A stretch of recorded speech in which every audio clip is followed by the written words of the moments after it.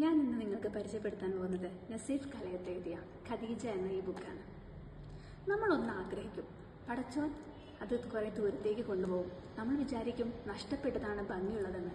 എന്നാൽ പിന്നീട് കുറേ കാലം കഴിയുമ്പോൾ ആ ഒരു നഷ്ടപ്പെടലിനെ അല്ലെങ്കിൽ പടച്ചോൻ്റെ ആ ഒരു തെരഞ്ഞെടുപ്പിനെ നമ്മൾ സ്തുതിക്കും. ഖദീജ, നിന്റെ കാര്യത്തിൽ ഞാൻ അങ്ങനെ സ്തുതിക്കുന്നവനാണ്.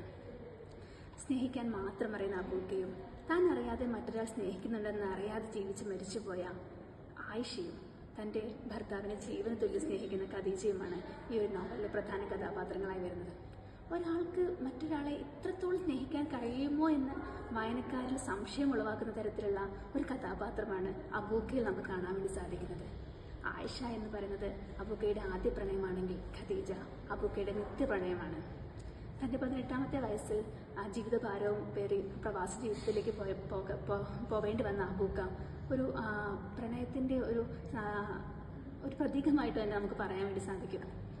7ാം ക്ലാസ്സിൽ വളരെ അപ്രതീക്ഷിതമായിട്ടാണ് ആയിഷയെ അബു കണ്ടുമുട്ടുന്നത്. അത് പറയാതെ പോയ ആ ഒരു പ്രണയത്തിൻ്റെ ആ ഒരു നീറുന്ന ഓർമ്മയും പേര് ജീവിക്കുന്ന ഒരാളാണ് അബൂക്ക എന്ന് പറയുന്നത്. എന്നാൽ കല്യാണശേഷം ഖദീജയോട് അബു എല്ലാ കാര്യങ്ങളും തുറന്നു പറയുകയും അബൂക്കയുടെ സംസാരത്തിൽ നിന്നും താൻ തന്നെയാണ് ആയിഷ എന്ന് തോന്നിപ്പിക്കുന്ന രീതിയിൽ ഖദീജ മാറുകയുമാണ് ചെയ്യുന്നത്.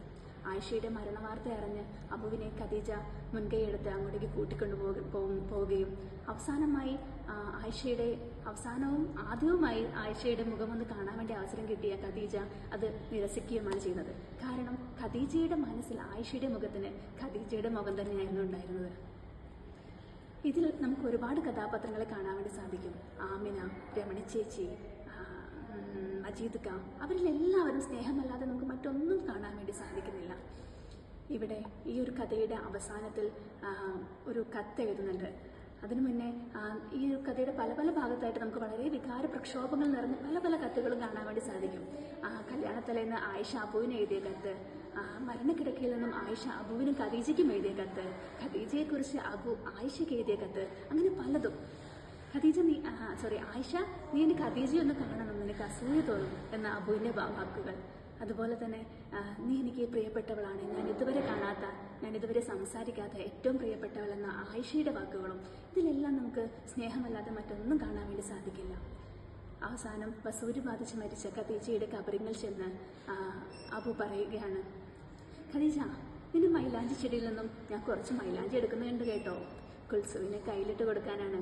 ഉമ്മയെ കാണാൻ പൂതി പറയുമ്പോൾ എനിക്ക് അവളോട് പറയാലോ, 2 കൈകളും മൂക്കിനോട് അടുപ്പിച്ച് പിടിച്ച് മണത്താൽ മതിയെന്ന്, അത് എൻ്റെ ഉമ്മയുടെ മണമാണെന്ന്. ഈ വാക്കുകൾ കേൾക്കുന്ന ഏത് വായനക്കാരൻ്റെയും കണ്ണ് നിറയുന്നുണ്ടാകും. ഒരിക്കൽ എഴുത്തുകാരൻ പറയുകയുണ്ടായി, ഒരിക്കലും അബു എന്ന് പറയുന്നത് എന്നോട് ഒരിക്കലും സാമ്യമുള്ള ആളല്ല. പക്ഷെ ഞാൻ എന്തായിത്തീരാൻ ആഗ്രഹിക്കുന്നുവോ, ഈ ഭൂമിയിലെ എല്ലാ മനുഷ്യരും എല്ലാ ആണുങ്ങളും എങ്ങനെയായി തീരണമെന്ന് ഞാൻ ആഗ്രഹിക്കുന്നു, അതാണ് ഞാൻ അബുവിലൂടെ നിങ്ങൾക്ക് പറഞ്ഞു തരാൻ വേണ്ടിയിട്ട് ശ്രമിച്ചിട്ടുള്ളത്.